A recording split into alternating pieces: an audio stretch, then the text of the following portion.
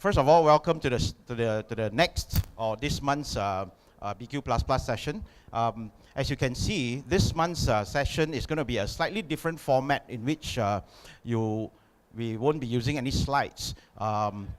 Unfortunately, the whiteboard is somewhat a little bit smaller, but I'll give you some handouts later. Today's session is going to be a little bit more interactive in that sense.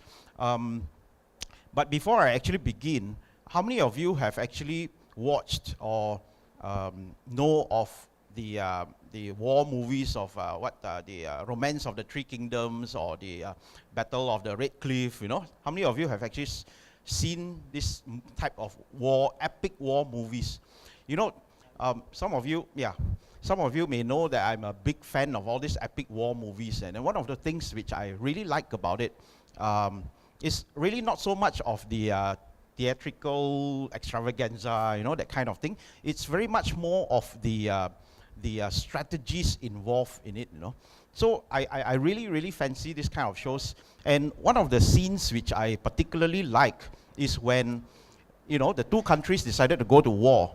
And guess who will be the first person to actually open up a war room or what we call the command center? Typically, it will be the emperor's strategist, right? It will usually be the strategist, right? Now, I'm not sure about whether you actually do know, but you know, back in the olden China days, they actually put a lot of emphasis on strategies. You know, so it dates back like what 2,000 over years. You know, the concept of strategizing, yeah. And in fact, the imperial strategists are far more important, if not more revered than the prime minister himself, you know. And typically when they go to war, what really happens is that these strategists will call for all the generals to actually convene in this war room. And the very first thing that he will do is he will actually put out all the maps, you know, which are usually hung on the, you know, at the sides of the tent and all. And right in the middle is actually a very big table where they actually have a mock-up of all the terrains and whatnot of the, you know, whatever country that they are going to fight in. And one of the first few things that they will actually do is that he will actually ask all the quartermasters or the generals or whatever, okay, what kind of resource do we have? Yeah, who are we fighting? Where are we fighting? What kind of terrain are we fighting? What weather is it at that time? You know, how much supplies do we have in terms of manpower, in terms of food, in terms of armament and stuff like that. Yeah, and if we do not have enough, then it's time for us to make some more arrows. You know, stuff like that, things like that. Okay, so what that really signifies is that they actually put a lot of emphasis on strategizing in a very visual way. One of which is, of course, the maps. Okay, the other is actually the mock-up. All right. So the question here is this: will any general or any strategist go to war if they do not have this, or they just say, okay lah, since the fella, you know, insulted us or whatever, let's go whack the fella, you know, so just send the army and just go. I hardly think that they will do that, all right? So they will actually strategize with one single objective, which is what? To win the war. Okay, there's only one objective, which is to win the war, and therefore they strategize whatever way possible to actually win the war. All right, so the question here is this: in your business, do you actually have this war room or not? Do you know that this war room or this war room is actually a very sacred room to them? You know? And in some scenes, you will see that, you know, sometimes when they actually face some challenges or they actually lose a small battle or whatever, then in the middle of the night, then this so-called wise strategist will actually go to this war room, and he will stand right in front of the map and all this, and he will like, how to go about this, and then he, you know, on that table, he will actually start placing the soldiers here and there and whatnot, you know, right in the middle of the night with no lights and all this, you know, that kind of scene. So basically, my question to you is, in your business, do you actually have this sacred room to actually go back to? Do you actually have or not? When you actually face some challenges, or when you actually, you know, lose some little battles or all this, where do you go to? ITL. Okay, that's a start. Okay, okay. Now, the next thing is that do you actually have a blueprint? You know what this strategist does? So after they get all the big picture, okay, they get the consensus of all the generals and all this, and then they will come up with a big piece of, usually it will be a leather or whatever. Okay, then he will actually draw those so-called maps or instructions or whatever, and they will actually use a messenger to actually send to whichever county that they are actually fighting in and all this. So these are those little blueprints or plans that he actually pass out to all the other commanders of the other armies and all this, so that the instructions are very, very clear in a very visual way. Yeah. So in ITL particularly, we always talk about having a blueprint or a strategy in your business. And today, this is exactly what we're going to be doing. Last week is basically all about USP, yeah, your ultimate strategic positioning. However, today we are going to be talking about the core active strategy, which is in essence the backbone of ITL. Okay, as you can see from the cover of the handout, don't worry about it. It will actually be in the bulletin board, so you will get a hard copy of it. I would really suggest for you to use this handout today. Write as much as you can. Don't worry, I'll give you a soft copy for it. So this is actually a rough copy for you to actually write whatever necessary. Yeah? Because you will actually be doing quite a lot of writing today. Yeah? Okay. So the very first thing that you need to do is you look at the front cover. The front cover says what? Core2 active strategy. By the way, do you actually know why is it called active strategy? Do you know what is active listening? Okay, do you know what is active listening? Active listening essentially means that when I speak when we are having a conversation, yeah, and when Jackie tells me something, if I just keep quiet and just that's hearing, that's not really listening. Okay, there's a difference between hearing and listening. Yeah? And active listening usually means that if I paraphrase whatever that he actually mentioned to me or spoke to me, in order for me, hey, Jackie, just now you said this, whatever, did I get it right? Or is there any other interpretation of this? Stuff like that. Yeah, so you actively converse with the person by way of listening and paraphrasing back whatever things that he has actually mentioned. So that way, you get a very, very good understanding of what the conversation is or whatever Jackie is trying to tell us, right? So active strategy is pretty much the same. It's no good having just a blueprint and all this in theory and all this, and if you don't actually work on it, then it's nothing more than just a piece of paper, right? So active strategy would necessarily mean that something that you are actually going to be working on a active basis. And it says here blueprint. I won't explain the blueprint, and it says also 2013. For those of you who do not know, every single year we will actually have a new blueprint, because every single year you will actually be changing or amending your goals for that year and stuff like that. Yeah. Okay. So let's quickly go to the first page, which is the business graduation process. I vividly recall how we actually came about this business graduation process. I remember that I was having some drinks with Kwa and Gary in I think it was Sid's Pub or something like that in TTDI, So as we were talking, so one thing came to my mind was that, wow, a lot of associates or business owners, what they do is that they just shoot in 10,000 different directions, and suddenly it just occurred to me that, man, there is actually a process. There is actually a graduation process in which, just like when we, you can't particularly run before you can actually walk, and you can't walk before you can crawl, that kind of thing. So similarly, in our schooling days, we, can't take SPM before we can actually take SRP, stuff like that. So similarly, business is the same. So what I did was I actually took out a napkin and I actually drew this. I was just sharing with Gary and Kwa. By the way, where are you guys? Oh, Kwa. Okay. Okay. So just to let you know, this is how it all came about. So as a result, this is what you have, business graduation process. Okay.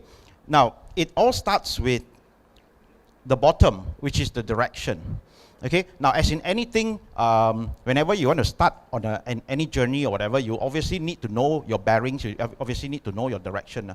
Now in this case, the direction deals with knowing exactly where you are now and where you're heading, which is actually the underpinning foundation of charting a strategic direction far beyond simple existence and survival. What that means is, like I said, needless to say, you need to know where you are and where you're heading in order for you to actually chart any form of direction. Yeah? Now the next one, once you have actually had that, you move on to the next one, which is control, which is pretty much the very basic fundamental things. Now I'm not going to read everything to you, you can actually read it yourself, but essentially what it means is that you basically need to remove chaos to control. Okay, you know, a lot of times in any business, whether sometimes, unfortunately, whether you are 10 years, 20 years, 15 years, 100 years, whatever, in a business, you're still pretty much don't get the footing yet one, you know what I mean? Okay, the footing is, in terms of, let's say, your scheduling, your cash flow, your time management, your leadership, your even processes and stuff like that. You can't even get that right, or most important is consistent delivery, things like that. You can't even get that right. Then how on earth are you actually going to be able to progress to the next part? So what you essentially need to do is to basically get the fundamentals right first. Okay, now as I said, it reaches stability. What that means is your business has to at least stabilize to a very basic level first before you can actually move on to the next level, which is the leverage. Now, some of you obviously have heard me saying all this. 80% of everything that you do on a daily basis, on a weekly basis, on a monthly basis are all routine one. Almost 80% of things that you do on a daily basis and so forth is routine. So my question to you is, since it's routine, why do you need to do it? Why can't you get somebody else to actually do it?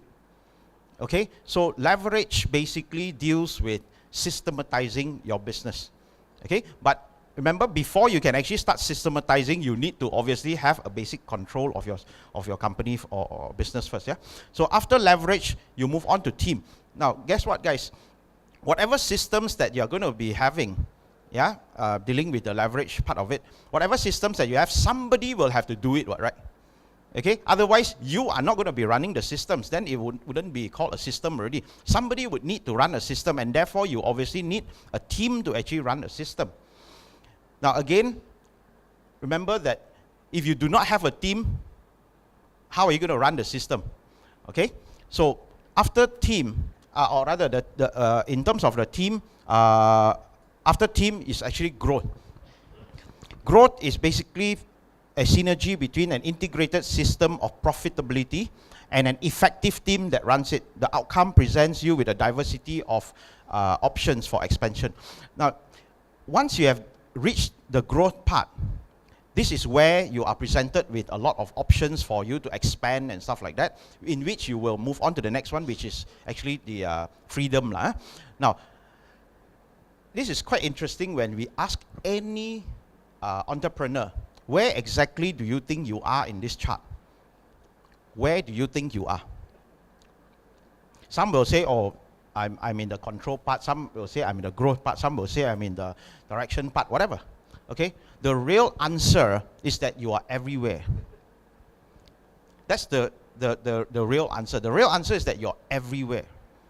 You're just a little bit here, little bit there, little bit here, little bit there. Hence I said you are practically shooting in 10,000 different directions. And why do you, is it any wonder that you're actually always so busy and busy and busy, and at the end of the day, your busyness does not exactly transform to whatever result that you're actually looking for?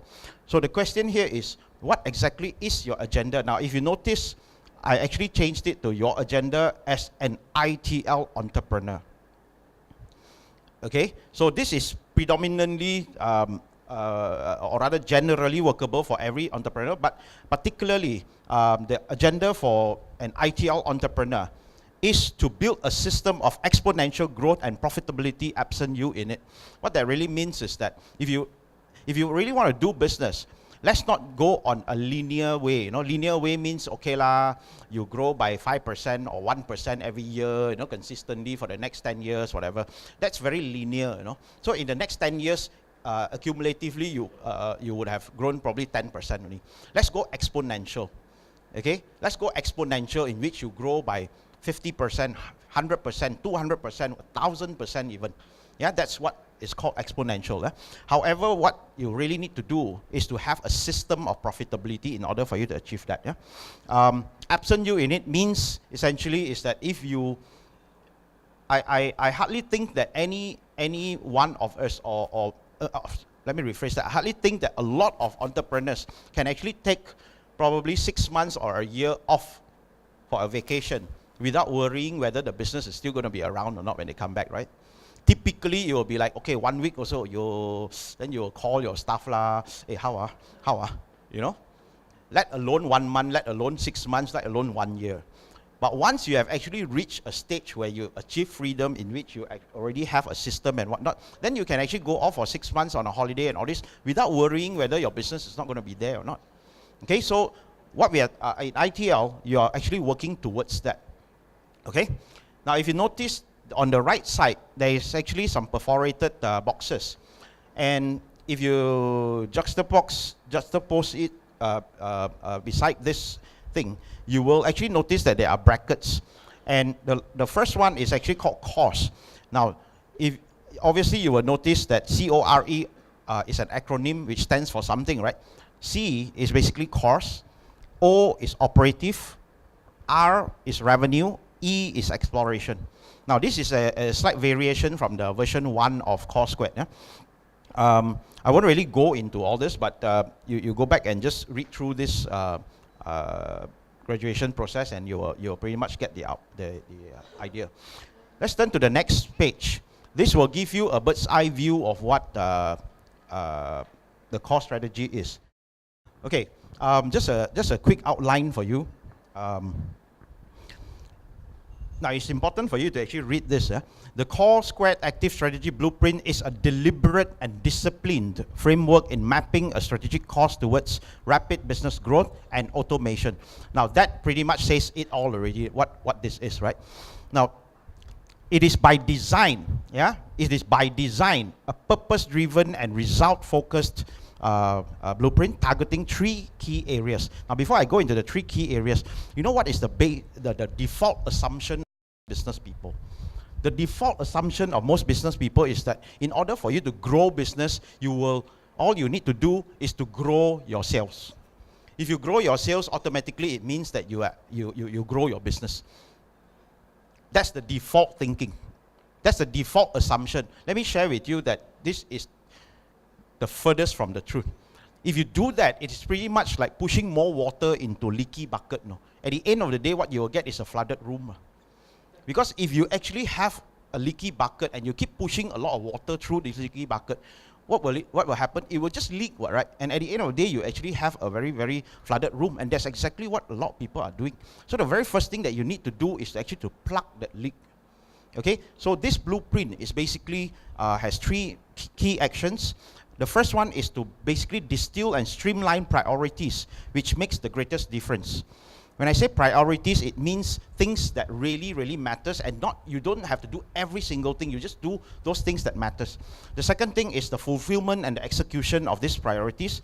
And lastly, the quantifying and optimization of its outcome via the accountability scorecard. Now, I won't really go through this with you. You just read through. Cost basically deals with your bearing. As I've said, your bearing is which, sometimes when we say, okay, how are you going to chart your cost? The very first thing that you need to do is to know where your bearings are, right? Bearings would necessarily mean, first of all, where are you now and where are you heading? Okay, so this cost deals with this. In each of this segment, we'll have 4 sub parts. The next one is operatives. Operative deals with your key activities, the things that you actually have to do, your actionable plans and your strategies and stuff. The next one is, of course, the revenue, which is your income streams. And last but not least is, of course, the exploration, which are basically your conceivable discoveries. Okay? If you do not understand what conceivable discoveries are, basically it means that things that you can already imagine and which is actually realistic discoveries. Okay, let's very quickly move on to the cost part of it. Okay, as I've said, it deals with your bearing. As you know, if you notice, it's actually broken into two areas. One is actually where are you now, which has two subparts, and the other is where are you heading, which again has two subparts. Now this is very important before you actually go into anything. Some questions you may think that it sounds too simplistic, too simplistic. For example, what is your market segment? Okay, let me ask you, what is your market segment? This is the part where we actually get interactive. Okay, before I actually continue, let me draw some ground rules here first. In order for us to actually get real benefit out of any workshops or whatever, it's not so much of you listening to me lecture or whatever not. You have actually got to do two things. First, you've got to really immerse yourself into, whatever message that we are actually trying to deliver. You've got to really immerse into it. Okay, you can't just glide at the surface only one, You actually got to immerse yourself into it. Okay, so you really use your brain power to actually think about what I have to say or what you're going to be writing. Yeah. And the second thing is that you absolutely need to be interactive a little bit, because I'm not really here to give you a lecture and all these things. So you've got to really be interactive. Yes, Michael. By the way, every single part you will see a footnote. The footnote is basically an indication of how you should be doing this and what it is and stuff like that. Yeah. So as you notice, market segment, it says defining your market: mass, niche, segmented, diversified, multi-sided. It's not so important as to where, in terms of the meaning of the words and stuff like that. It is more important is that you've got to understand what are the intrinsic needs and wants and problems and whatever of each segment of it. You get what I mean? For mass market, the mass market will actually have an intrinsic needs and wants and problems and whatnot. If it's a niche, then you will obviously have another set of problems and whatnot. So you must actually make a very conscious effort. Yeah, you must make a very, very conscious effort to deal with certain segments of the market and forget the rest. The rest will actually come naturally anyway, once in a while or this, but essentially zooming into your market to understand what your market is necessarily means that you are able to design something specifically for that particular market segment. Okay, otherwise you are just, again, throwing a big net over and hoping to catch some big fishes, So that's really not going to happen, yeah. So you've got to really have very, very strong understanding of it. Now, who are you creating value for? Who are your most important customers?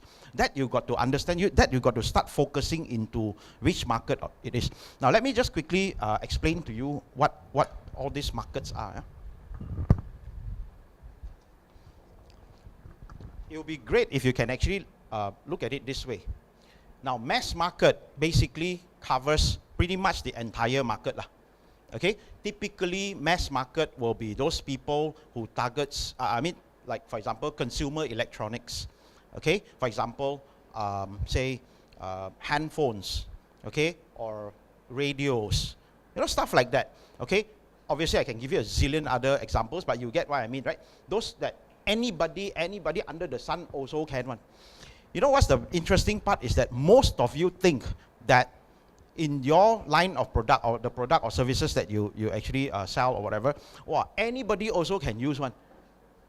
Yes, it may be true, but where is your most profitable segment of your market? That's very important. The keyword here is, which is your most profitable part of your market? Okay, so mass market is this. The next one is basically a niche market. A niche market basically has a very, very specific need. For example, like if you are a car part manufacturer, yeah, specifically for Mercedes cars or specifically for BMW cars. So it's very, very, very, very niche. All right, very niche. Yesterday somebody was saying, like Alan. Alan, for example, has a very, very niche market in which he's a contractor, but very niche into petrol stations. Okay, if you ask him to build a building and all this, can lah, but that's not where his niche is. His niche is actually petrol stations. Okay, so what really happens during when you actually niche yourself is that you have really good expertise and so forth in that particular industry. Yeah. Okay, the next one. Okay, a segmented market is basically which has a slightly different need. Yeah, slightly different need. Okay, where for example. If you are a precision part manufacturer, you know those precision parts, you can actually target, say, the watch industry. You can also target, say, medical equipment industry. You can also target, say, automation industry. Okay, if you actually manufacture, say, precision parts. Okay, so in your kind of line, is your business a segmented market? Okay, where sometimes with the same product, you can actually cater for two different markets which has a slightly different needs. Okay, so that's segmented. The next one is actually diversified. Right? Segmented, okay. The next one is actually diversified, where you actually have very unrelated industries. Now, the diagram goes something like that. So in a way, you actually have two different segments of the market. Okay, for example, if you have say Sojourn, I think is a good example of it. He has a cloud solutions, right? Cloud computing solutions. Now, using that solution, he can actually go to two different segments of the market. One is, of course, storage market for whatever. Okay, the next one he can actually go into security or smart CCTV even.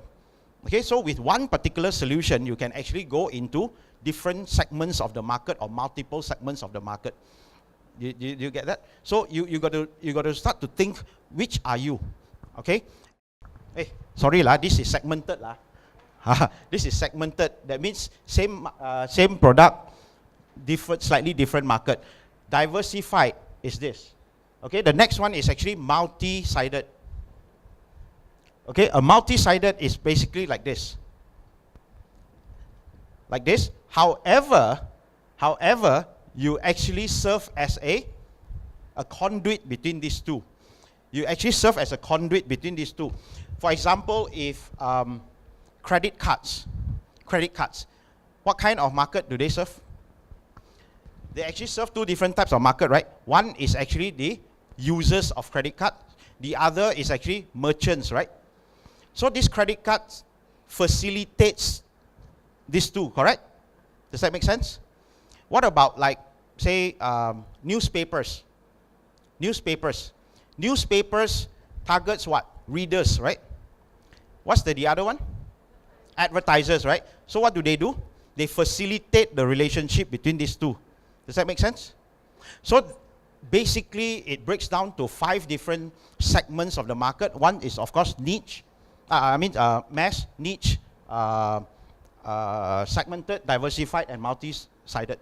So what you really need to do is basically go down and really draw up this diagram and see where are you actually at. Okay, now it may seem as though like it is not so important, but trust me, you will actually realize why is it so important in the later part of this. Okay, the next one, let's very quickly go into the next one. The next one is basically called the unique value offer. Okay, your UVO, your unique value offer. Now, this is so important. Hey, by the way, before you actually get any more confused, okay, the where are you now basically are these two. Where are you now basically is these two. First of all is what kind of market are you targeting at basically. And the second thing is, of course, what is your unique value offer? What differentiates you? Okay. If you cannot differentiate yourself, how do you actually expect your audience to be able to differentiate you? All right, so you have to understand that first. You have to be able to differentiate yourself first. Anybody wants to give a volunteer? What differentiates you from others? Kenneth, in the travel industry, right? So what differentiates you from any other travel companies? Basically, we offer like 24 hours customer service hotline. Not all operators doing this. 24 hours what? Customer service hotline. customer service hotline. Not every, this one does that, right? Yeah. Okay. So that's your core differentiator. Is that going to make your clients actually jump out of their skin and say, wow, oh my God, I'm really going to get your service because you give 24 hours customer service? It's one of them. It's one of them. Okay. Not only that, because we need to be also, in terms of service-wise, our people must give good service, and then the hardware side, the vehicle standard must be well maintained, all those things. That's a given already, right? Yeah, you obviously have to have everybody that. have to perform good service and good quality vehicles. Thanks. Pass the mic down, please. I think I will speak the language that people who take my training, they will understand me at whatever level. I think a lot of trainings, they use jargon or in a way that they don't bring themselves to especially, you know what type of training I want to do, right? Okay. Yeah. Thanks, Pei. This is where it gets a little bit deeper. That is not a differentiator. A differentiator, for example, if you say you have a 24-hour service, that's not a differentiator. Really. That's as good as saying that, okay, you change 2 tires with me, I give you a free umbrella. So what's the big deal? That's not a differentiator. Not at all. A differentiator essentially means that, let's say if I look at Jackie, oh, Jackie is a car salesperson, for example. He owns a car yard. The first impression is Jackie is a car salesperson. Okay? So what's the differentiator? Oh, I got do this, I got do this, I give warranty. Yeah, so what's the big deal? Everybody else also does that, what? Maybe you give extra one thing, that fellow give extra the other thing, and so everybody also does that. So that's not a differentiator at all. The differentiator would be if I, instead of saying Jackie the car salesperson, the first impression is Jackie the car salesperson, instead of saying that, I say Jackie the person who gives phenomenal what do you call this, post-purchase support, for example. Okay, so I know him as a person who does this. He basically personifies this differentiator, He personifies, is synonymous with this person already. That's your differentiator. Your differentiator is not just something that you do extra. So, the best part is a lot of people go, oh, I do, all-in-one service. Attitude. You see, as I've said, differentiator is something that has to be synonymous with you. For example, Pei Ting says, oh, I talk at a layman level. So, if you actually give good service, is that going to give you additional business? If you give good service? Really? Yeah, you wish. Giving good service is not going to give you additional business. Giving good service is just going to help you maintain your existing clients. You give bad service and see? So giving good service is already a given, isn't it? They expect it of you already, what? So if you talk in layman terms or what, they expect it of you already, what? If your buses are clean and all this, they expect it out of you already, what? So what is so different? So do not take any credit for something that you already have to do anyway, one. Okay? So what you really need to differentiate yourself with is especially in terms of perception. That's why I emphasize a lot on perception, because like it or not, everybody is a brand one. No? When I see Jackie or when I see Liz, when I see Lam, like it or not, we are not supposed to judge people, but like it or not, you actually do judge one. So when I see Lam, okay, at the back of my mind, I have a certain impression of who Lam is already. When I look at Michael, I have a certain impression of who he is already. Okay, you always remember that you are on constant surveillance 24/7 one, Just because you cannot see other people doesn't mean other people cannot see you, Okay, so you are on constant surveillance. If you can judge somebody, somebody else also can judge you. So what kind of brand do you actually carry for yourself? So that's very, very important. Yeah? So in terms of your differentiate, be just a generality, you know. Be somebody who is synonymous with something that I can identify. Wow, okay, you're not just an accountant, or you're not just another designer or whatever. You are, man, something which I can differentiate you with. Differentiator can actually be in two forms. One is quantitative, the other is qualitative. Quantitative could be things like, probably you have really like the cheapest price on the face of the planet, nobody else can beat you, that kind, okay? Or you actually give really good big portions. Let's say a restaurant, for example, wow, your portions is like double, triple from any other restaurants, that kind, that quantitative type. Qualitative could be things like, you know, your designs, for example, like Apple. The differentiator in a way is actually their designs. You know, they have really good designs, simplistic designs, whatever. So to some extent, that's also a differentiator. So it qualitative could be in many ways. Yeah. So what you really need to do is to find. Oh, for example, like Zappos. You know Zappos, right? The biggest online retail shoe store. What is their differentiator? Phenomenal customer service, right? Phenomenal customer service. Okay, so phenomenal that it's like so totally out of this world, nobody can actually beat them kind of thing. And therefore they based on that one differentiator, they became the largest this one. So just take some notes here. You may want to think about your differentiator as newness. Newness as in, wow, you have the latest product, for example. Yeah. Performance, perhaps. Performance as in, let's say, Ferrari cars or whatever, you know, things like that. Customization, design, your brand, your status, okay, your price, your accessibility. Yeah, accessibility would be accessibility and convenience, for example, like 7-Eleven. 7-Eleven, their differentiators are what? Basically accessibility, convenience, you know, things like that, yeah? Okay, your costs, your risk reduction, and etc. So basically, I'm just giving you a sampling of what it could be. You've got to go and find out what really is your differentiator. And believe you me, guys, without this differentiator, everything else is bullshit lah. Trust me, like you're just doing nothing more than just peddling in the market only, because really there's really nothing different from the rest of the world, you know.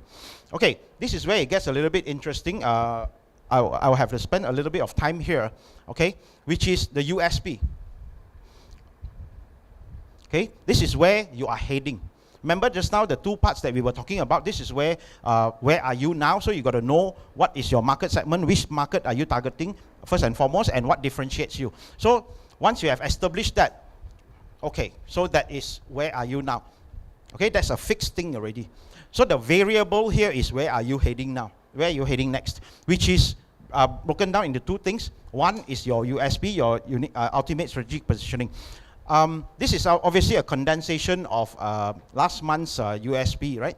Okay, which I condense it into three most important parts. Number one is crystallizing your message. Basically, it means what is your desired market perception. The other is defining your business for its broadest engagement. The third is your buying criteria. Okay, you know the triangle, the pyramid? Remember the pyramid? The interest pyramid? Where I say that at any given time, there will be approximately 3% who is in the buying now market. And then there's 7% who is in the open to buying. And the rest of the 90% are practically not interested. Okay, so if I were to assemble 50,000 of your target market, okay, if I were to ask you, at least if I am able to assemble 50,000 of your potential customers, okay, within your target market, first and foremost, who am I supposed to go and invite? Which means that who is in your market? Salons. Salons, beauty salons, beauty salons, nail salons. Okay, so you obviously need to know who your target market is first, right? Okay, so now that I know that your market is beauty salons, so I go and invite 50,000 of these beauty salons to sit in front of you. So in 5 seconds, please tell me what do you do in front of these 50,000 of your beauty salons? Okay. I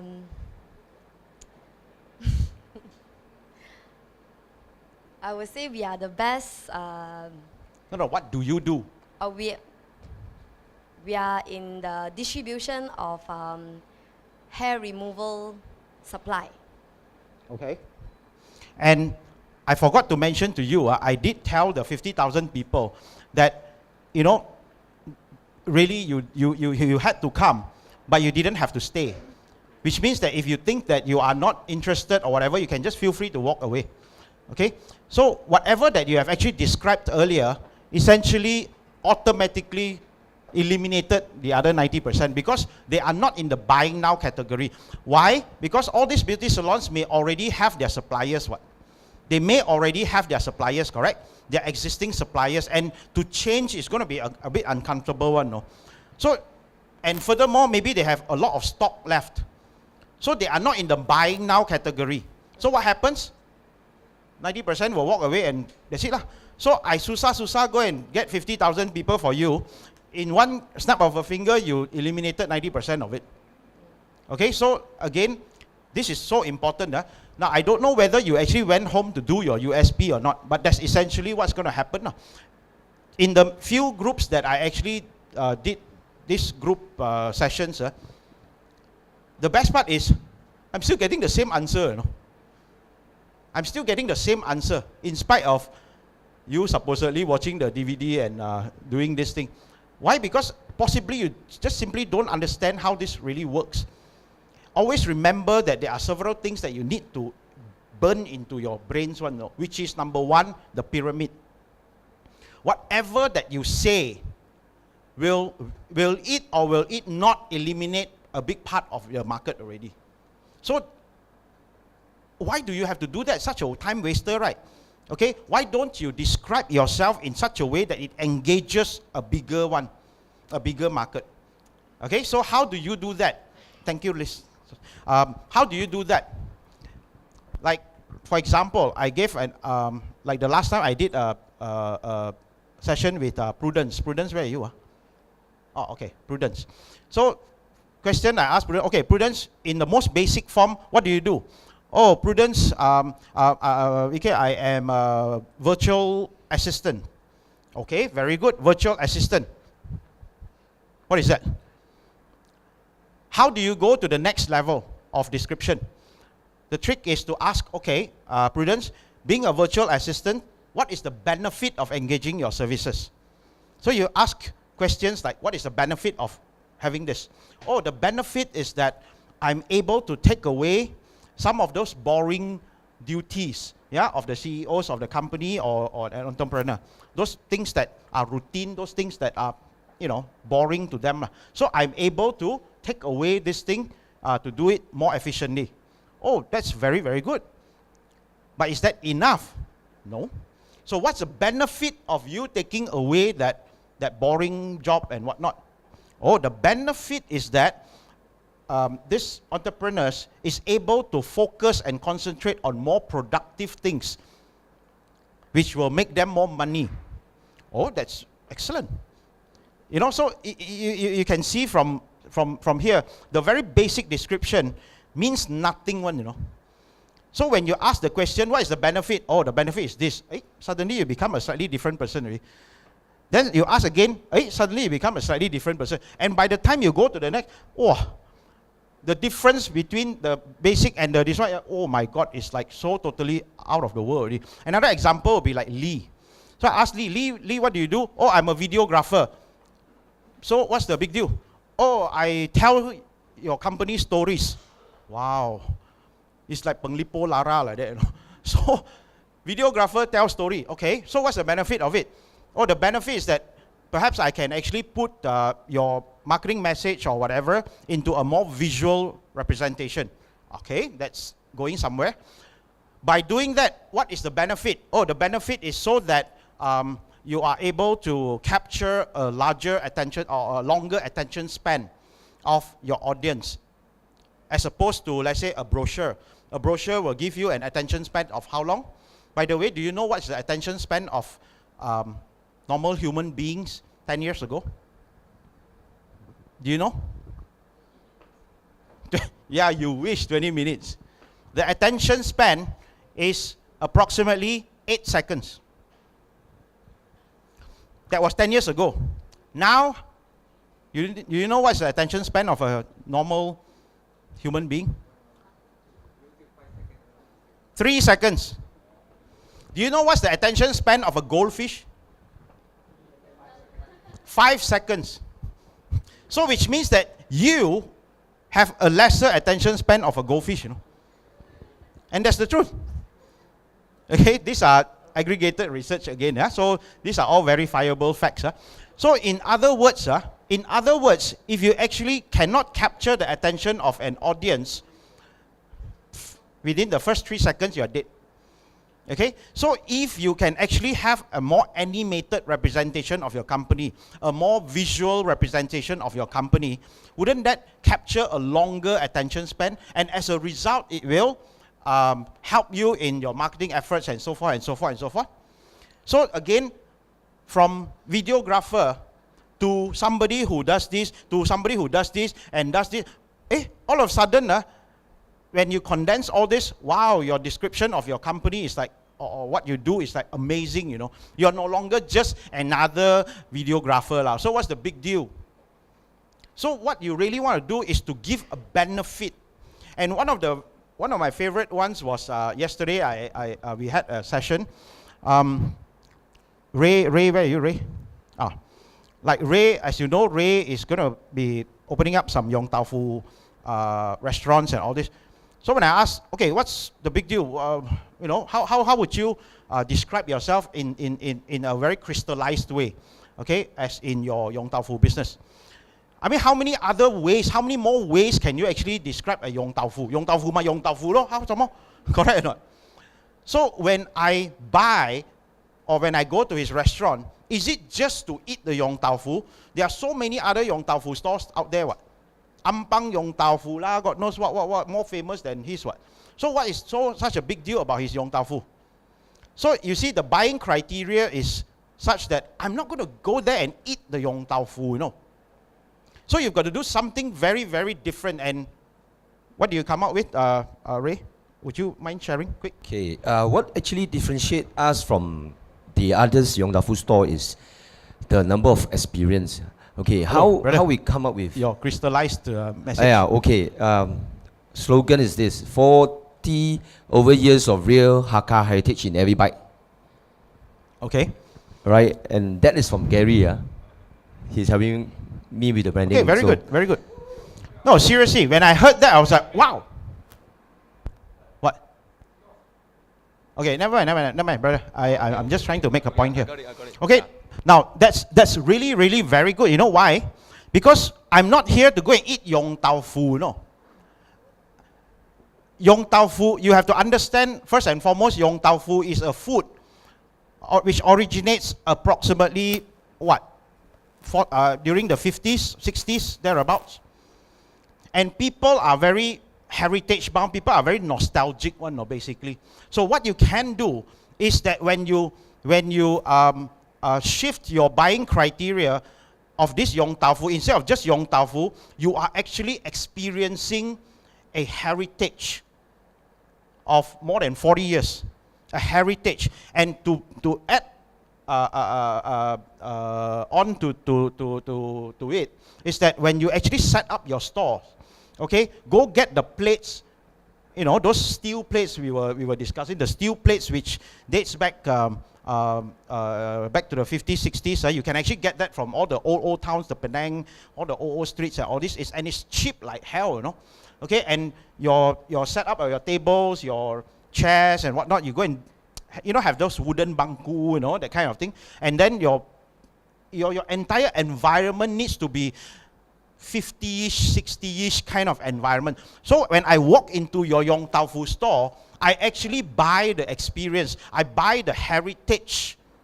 I'm not buying the Yong Tau Fu per se, you know. You get what I mean? So this is what I meant by shifting the buying criteria. Same thing when we go to Starbucks, it's not for the coffee. We actually buy Starbucks or go to Starbucks is because of that experience, so to speak. Okay, so you've got to really, really understand this very, very well, because if not, you're practically just a peddler peddling products. So if you want to move yourself away from being a peddler, please, you've got to really do this. You've got to really think a little bit. What's the difference between a peddler and an entrepreneur? The only difference is that they actually think, they actually strategize. That's really the main difference. But the problem here is that most entrepreneurs, they so proudly call themselves entrepreneurs, but in actual fact, their actions and their whatever are basically on a very peddler mentality one, at that level only. Okay, so yeah, Jason? Just to ask a little bit, you said changing the buying criteria, right? Does that mean that it actually, is it linked to changing the buying behavior? No. Is it totally different? You are talking about the same issue? It's relative lah. It's relative to the thing. Let me ask you, when you buy newspaper, what do you buy? When you buy newspaper, what do you buy? You actually buy news or information, right? When you buy a mattress, what do you buy? Dunlop pillow. You actually buy comfort, right? When you buy glasses, what do you buy? Vision, right? When you buy house, what do you buy? When you buy a house, what do you buy? You don't buy a shelter, you buy a home. A shelter means, wow, you buy a house for shelter, only a atap house. You buy a home. Okay? So when you actually, this is what I meant by, instead of selling a house, which is a product, you sell a home instead. It is how you position yourself, it is how you put forward that proposition only. When you put forward that proposition that I am essentially selling you a home instead of just a house. I'm essentially selling you comfort instead of just a piece of mattress. I'm essentially selling you vision instead of just glasses, and so forth and so forth. Right? When I buy the Yong Tau Fu from Ray, it's not just the Yong Tau Fu. I'm actually buying the experience of a heritage food. And then you can couple it with some heritage kind of food dating back to, say, 50s, 60s, thereabouts. So when I go into your shop, the experience is, I'm walking into a heritage kind of this one, and I want to experience heritage food, which happens to be very nice also. you see the criteria, the buying criteria here? So same thing, you've got to understand, today when you buy a car, is it buying a car from you, or am I buying an experience from you? Yeah, when I buy, when I go and do hair removal, is it just remove, I can just go and shave? Why should I go to her place? So things like that. Exactly, whatever lah, experience the whatever lah. So you got to think about it. Now I'm not going to go deep into it. You obviously have to go and do your homework when it comes to this, yeah? Okay, so can we have one more, then we'll just move on already, otherwise we won't be able to finish. Vimin, just pass the mic, yeah. Can you just crystallize your message about who you are and what you do? I tell your brand's story. Huh? I tell your brand's story as a filmmaker.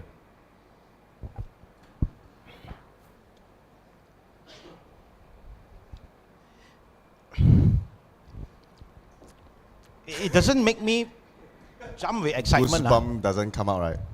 Nothing. I mean, it's like, yeah, just some fancy words only.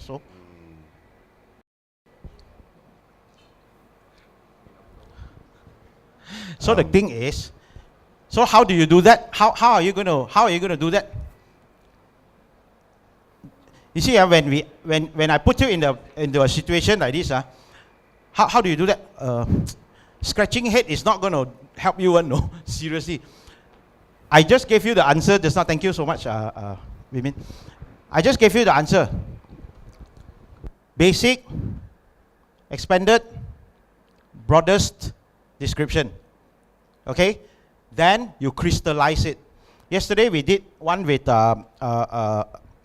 Karen as well.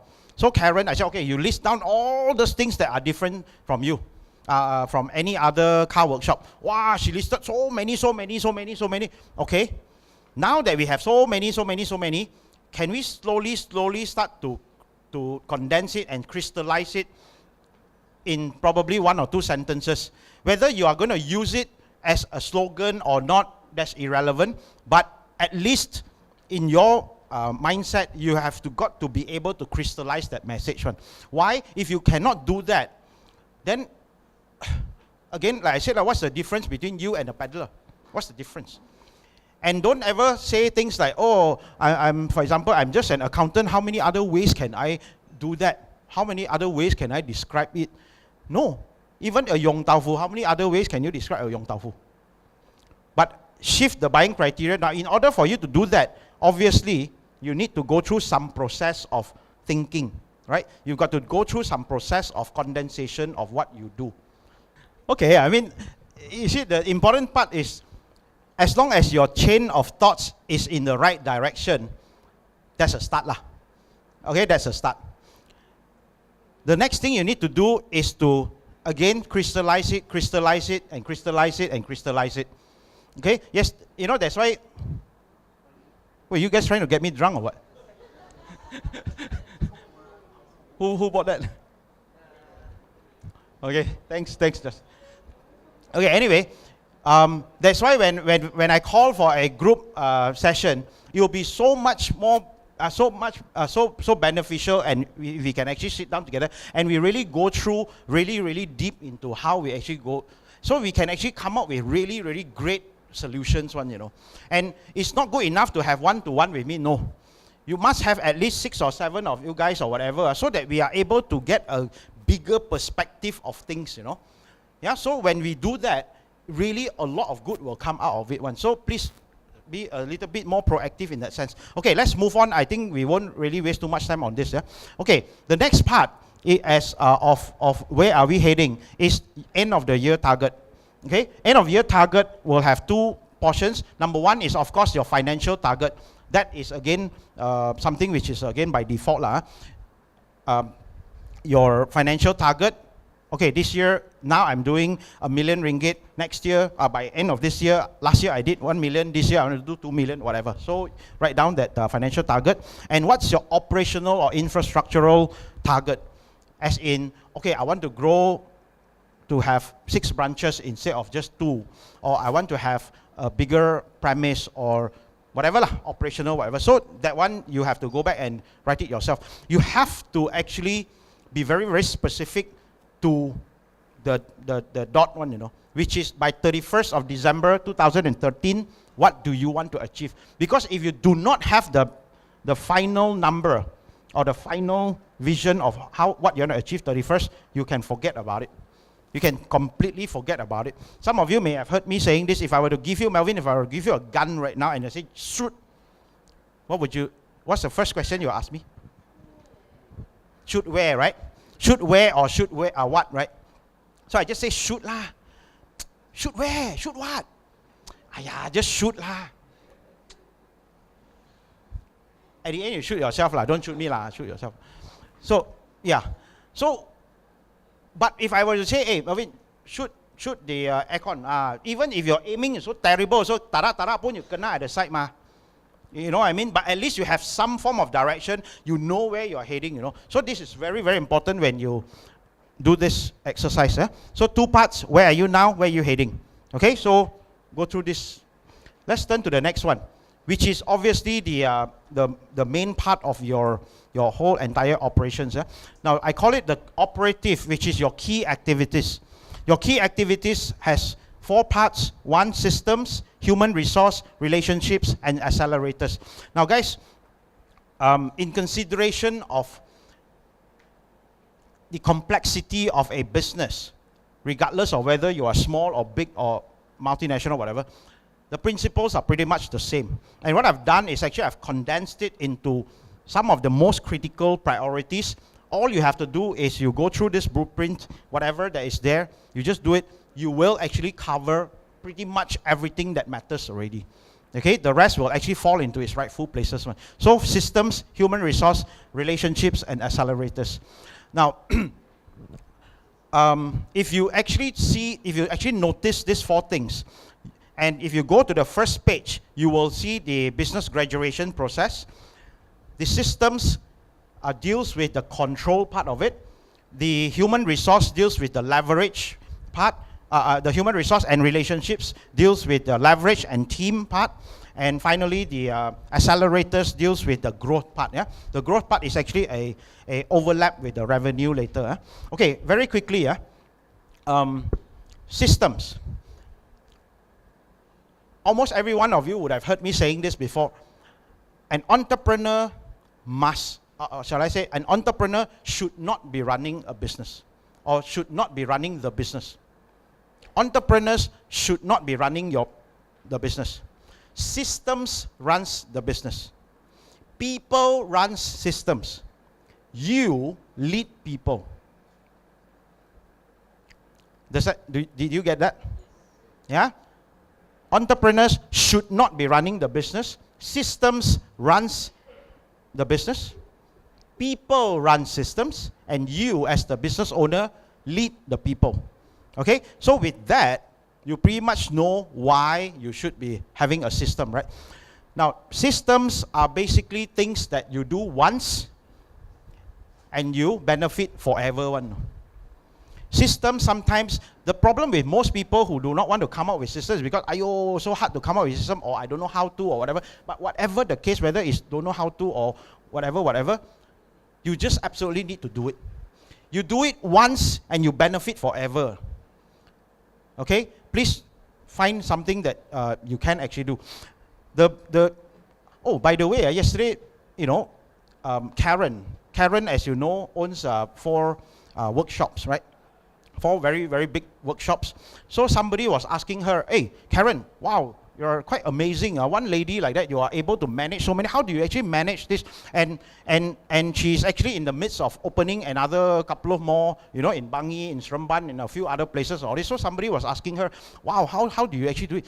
So Karen answer was, if I can run one, if I can manage one, I can manage 2, I can manage 3, I can manage 4, I can manage 100. Doesn't matter because I have a system. So I was like, kenal lah you.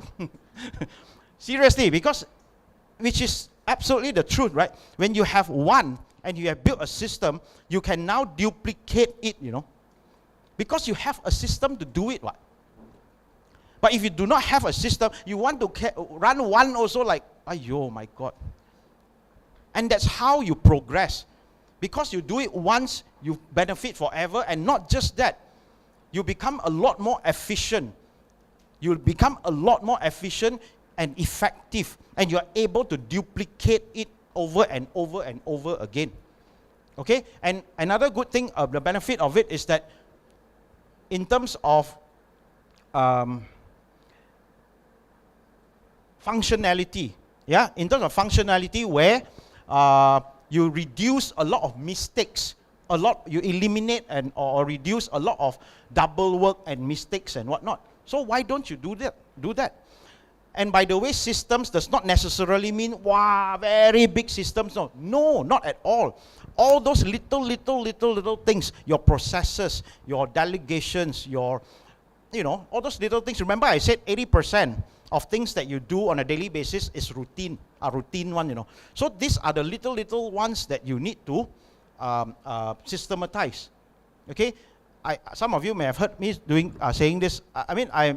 I'm in the construction business. When I first started all this, every morning by 5 o'clock, I've got to wake up, take my van, go to the Kongsi house, go and fetch all the workers, go to the office, go and get the equipments and blah, blah, blah, and then fetch them to the site. And by the time, like that, instruction, ding dong, and then 3 o'clock, bring them for food or buy food for them, and then 7 o'clock, come back, and then put the things back and whatnot. And then what I found was, a lot of things I can actually, delegate or systematize one. And another thing which I found was that, wow, a lot of my equipment keeps losing itself for some reason. So what I really did was I sat down and I worked out the processes. Okay, what do I need to do? Which part can I actually delegate, or which part can I actually systematize? And just one example is that, I have a tool wall. I actually call it the tool wall. It's actually a very long wall. And in the entire wall, you will see nails. And what I did was, let's say a hammer. I just put the hammer here, and I traced the shape of a hammer. And if it was a power drill, I put it here and I trace, using a marker pen, I trace the power drill and I put 2 hooks there. So my entire wall you will see full of all this. So when I take out the power drill, you will see 2 hooks and the shape of a power drill, right? So what happens? Every night when we come back, the staff will have to just go and hook up. You cannot put a power drill on the screwdriver thing, correct? So you have to actually do this. And isn't it so obvious if I lose one screwdriver? Isn't it so obvious that if there was, hey, where's the screwdriver? And we make sure that the staff are accountable for whatever equipments that they use and all this one, And guess what? In the past, God knows how many years, very other than probably spoil or an occasional loss, God knows where, I hardly lose an equipment one. And not just that, a lot of things I've managed to systematize to a point where sometimes I sit down, actually what am I supposed to do now? You know what I mean? So you can actually systematize even little things like that. Whoever said you cannot? So you've got to start to find what are the things that you can actually do. Start with the smallest things, doesn't matter. Then move on to the bigger things. Okay, I give you two tips of how to do this. The first is you've got to understand your business cycle. In order for you to be able to systematize, you've got to first understand what is your business cycle. A business cycle is a little bit like a sales cycle. A sales cycle means you go to a customer, okay, what's the first thing that you need to do? Oh, greeting. That's cycle, the first thing. Second thing, you present to them. The third thing, answer objection. The fourth thing, whatever lah, So these are the cycle. So in your business day, what is your cycle?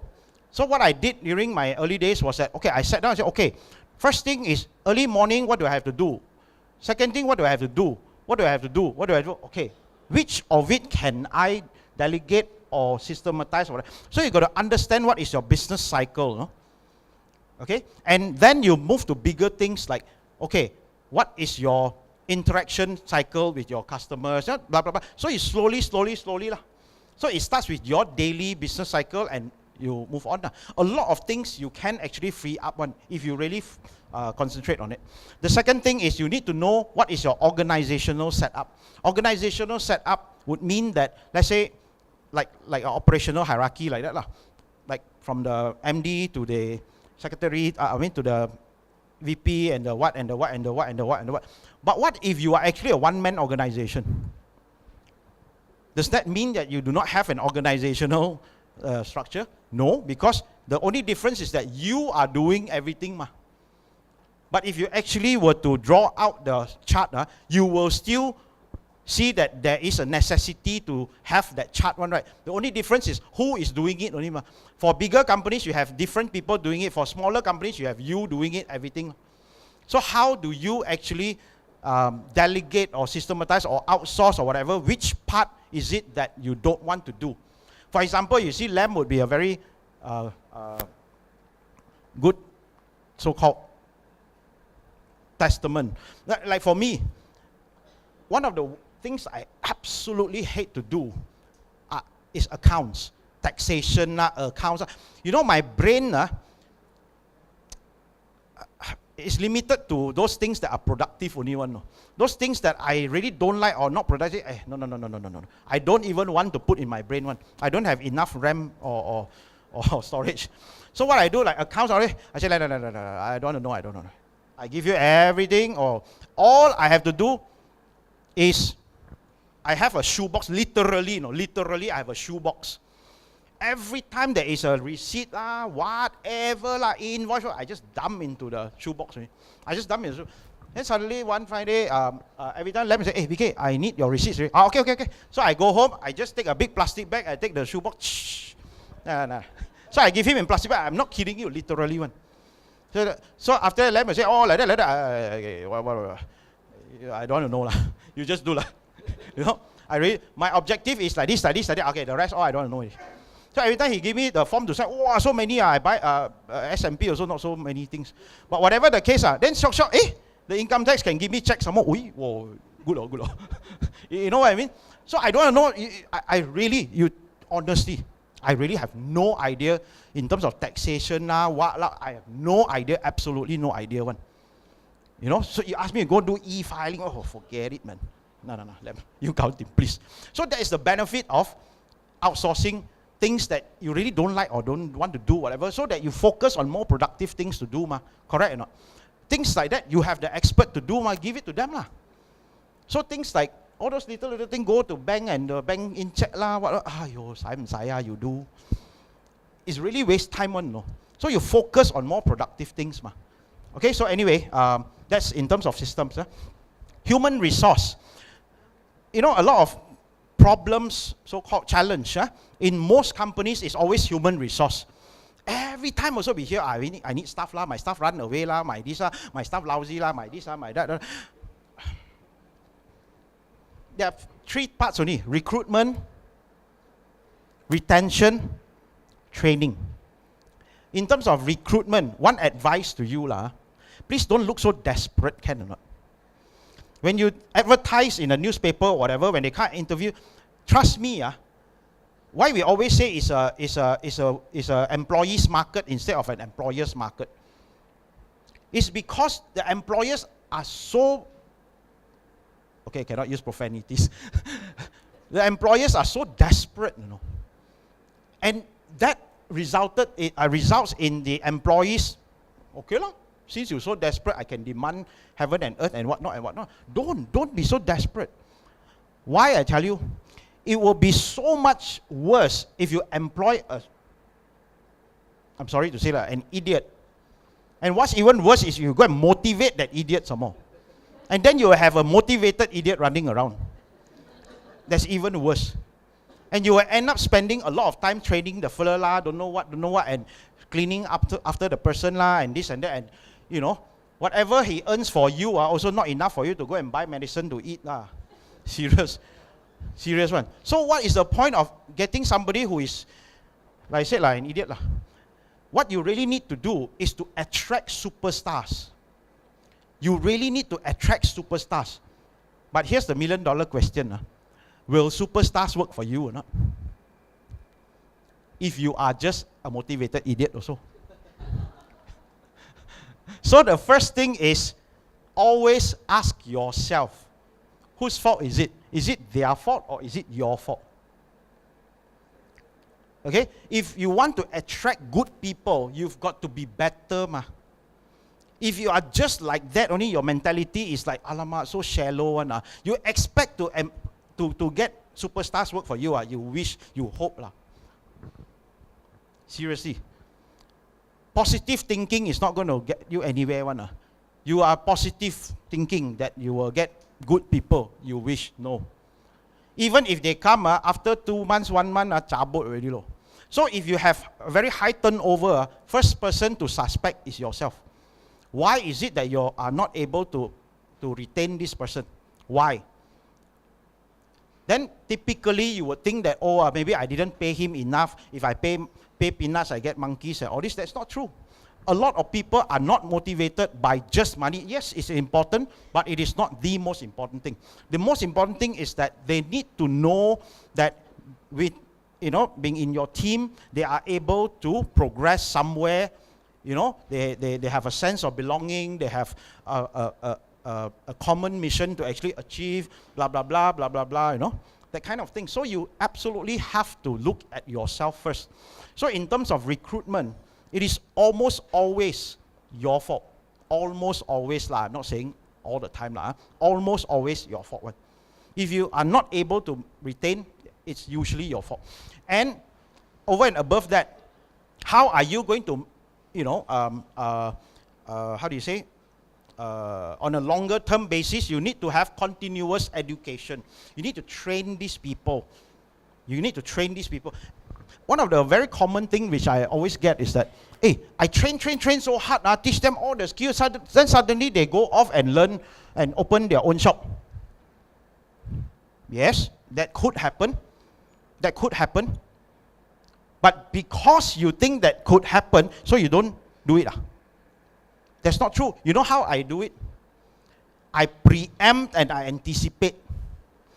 Whenever somebody comes in, I will tell them, okay, I will even tell you, okay, look, dude, I'll be absolutely honest. You want to curi makan, you make sure you wipe your mouth, you know. But if you don't curi makan, I say you stupid some more. Oh, what kind of reverse psychology is this? Which is true. I say I want people who are smart enough to be able to curi makan even. That is if you can. So that's why I say if you want to curi makan, you please wipe your mouth. Whatever the case is, you will be assured that I'll teach you everything. And by the time you are so clever and all this, you may want to start another new business or whatever, using whatever that I've taught you and all this, perfectly fine with me. You know why? Because I do not want to employ employees. I want to employ leaders. I want to employ people who have the ability to progress. And I cannot be sad or be whatever, you know, jealous that this person will be better than me or open another shop to compete with me or what. No. You can never contain fire with paper one. If you really have really good people, if you want to really, if this person has so much fire in this person, how you wrap the fellow in paper also, it will burn one. But guess what? In that 1 or 2 or 3 years that I'm with this person will add value to my company and so forth and so forth. But you know what's the best part? By the time 3 years is up, he won't leave one. He won't leave one. So do not be afraid to give it all you have. Do not be afraid to give it all you have. And if they for some reason want to open another shop and compete against you, all this, again, the first person to suspect is yourself, not him. And even if he does, give him your blessings. Doesn't matter one. Okay, so make the best use of that 3 years or whatever that he has been with you. All this. What you really want are superstars. You don't want somebody stupid, 20 years, 100 years, you learn all, so you cannot start business one. You want the person to work with you. Oh, sorry. So anyway, you get my point. So in terms of human resource, you go and suddenly go and think of all these things. Relationships. Now this is pretty interesting because if you note the footnote at the bottom, there are quite a number of things: client, partners, interface, touch points, and all this. Now I don't really have much time to actually go through with you on all this, but very quickly, interface and touch points basically covers the client acquisition part, where how do you actually communicate or raise awareness for your value proposition, and this is important, making it easy for people to do business with you. You know, I gave a story the other time. Let's say if you have a bungalow or whatever, and you have a lawn with a lot of lalang and whatnot, then the gardener comes to you and say, hey, Liz, I do gardening services. I can mow the lawn for you for 5 ringgit an hour. Okay, this will take approximately 3 hours. Okay, and I would like to actually come back on a weekly basis just to, you know, make sure that I chop everything very good. So you okay lah, not bad. Okay, can on. Okay, you can start now or tomorrow, doesn't matter. Oh, okay. So as you go away, wait, Liz. He pulls out a contract. I said, wait. You know, okay, this is my fee, 5 ringgit an hour. This is I'll do it 3 times a week. Blah blah blah. Okay. I don't clean longkang. I don't do this. I don't do that. I don't prune trees. I don't. And in case my machine hits a stone or whatever, my compensation is 50 ringgit or whatever. And not only that, I expect payment by the dot by the end of the month. And for every day that you are late in paying me, there will be 15% interest and whatnot. Then you'll be like, what the? I thought you know what I mean? So the illustration is basically when people want to do business with you, make it easy for them to do business with you. Why you complicate things so much? A lot of things you can just, you can just package it up or whatever, something, just make sure that it's easy. So in terms of your relationship, in terms of your interaction, your first touch point would be this already. Okay? The second touch point would be your fulfillment. Fulfillment meaning, now that he's your customer already, how do you fulfill and deliver his services? And support. I really would love to elaborate on this, but I can't possibly elaborate so much on this. But the support is so important. Oh my God, the support is... Yesterday I told Jackie, what's the difference between you and any other car dealer? Oh, ting, and don't know, die also cannot think of anything. Because why? Can give this warranty lah, every shop also got give one what. So what's the difference? Okay, why don't you do this? You brand yourself or position yourself as, somebody who is so phenomenal in terms of your post-purchase support. Don't use the word service, use support. Okay? Post-purchase support. 3 things will happen. In case you advertise, typically if I want to buy, let's say a Honda Vios, what do? I go into newspaper, I see 100 advertisements of Honda Vios, right? So you have the car and the price, the car and the price, the car and the price, right? So what do? I circle. Suddenly I see Jackie's ad, which is still have the car and the price, but below it or above it or whatever, you brand yourself, I don't know what, phenomenal post whatever service and all this, which in other words basically means that it is not just something that you give as a free gift or whatever. It is a way of life. It's the way you do business. The philosophy, the founding philosophy of your company and yourself is basically to make sure that I don't want to just sell you a car and that's it. I will want to, give you post-purchase service for as long as I can or whatever. Okay, so when I actually circle, suddenly I see this. Obviously, I will circle his also what?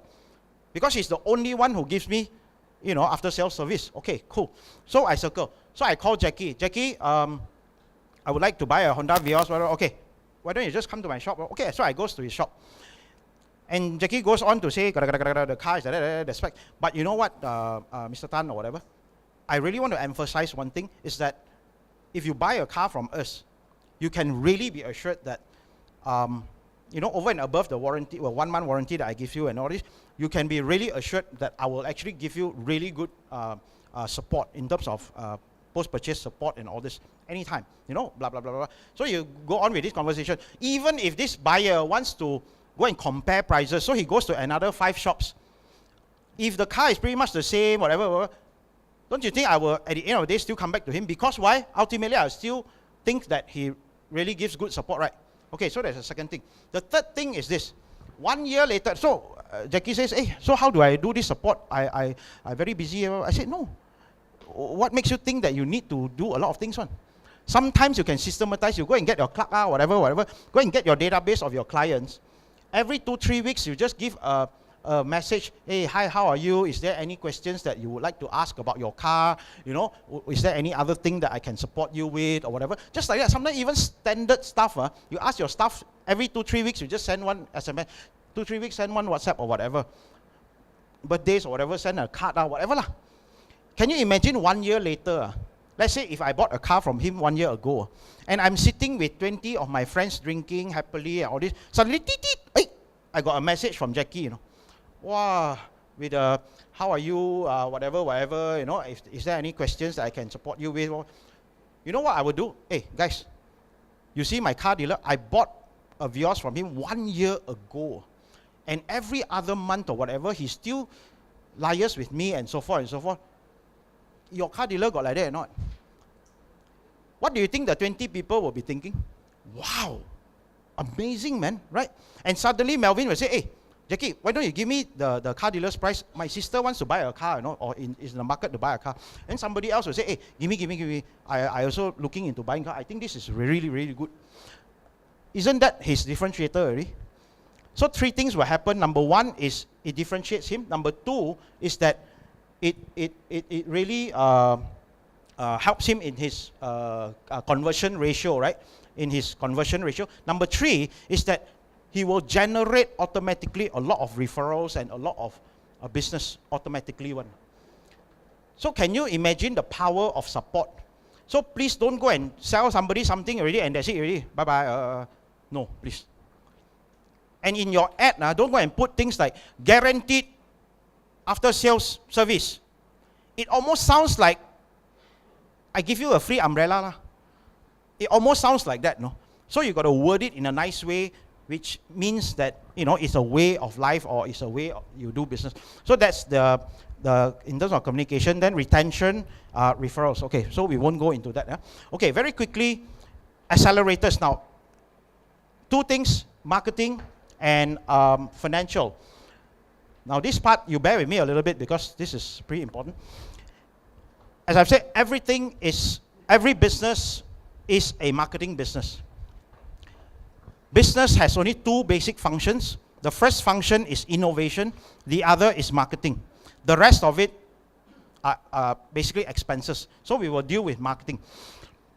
I'm just going to give you a quick tip of how you strategize your marketing strategies. There are 3 things that you need to know only. Who, what, and how. Okay? Who would mean who are your market?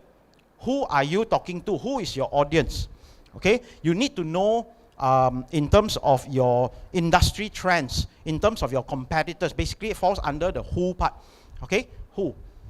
What basically covers your message. Like I said, what exactly are you going to put forward? What are you going to put forward? Is your message compelling enough? Is your message going to compel, move, and inspire people to action? Action to do business with you. Is your message going to give that kind of emotions? If not, then you got to do something about it. The last one is, of course, how. How basically is a vessel. Is your vessel. Now you know what's interesting here?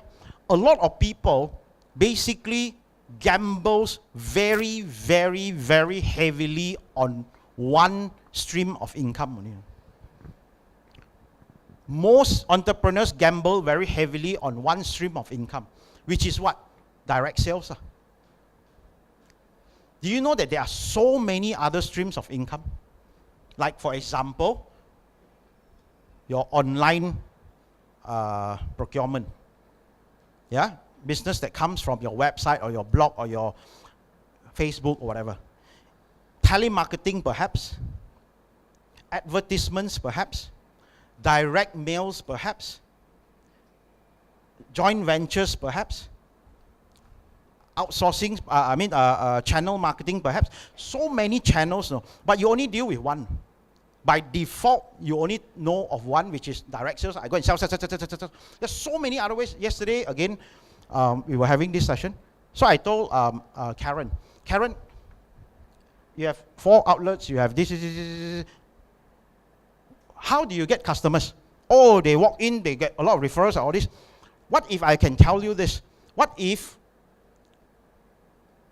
of course, we work in collaboration with YC. So I said, YC, if you can actually go and joint venture with Karen, joint venture, as in, you take care of the online side, okay?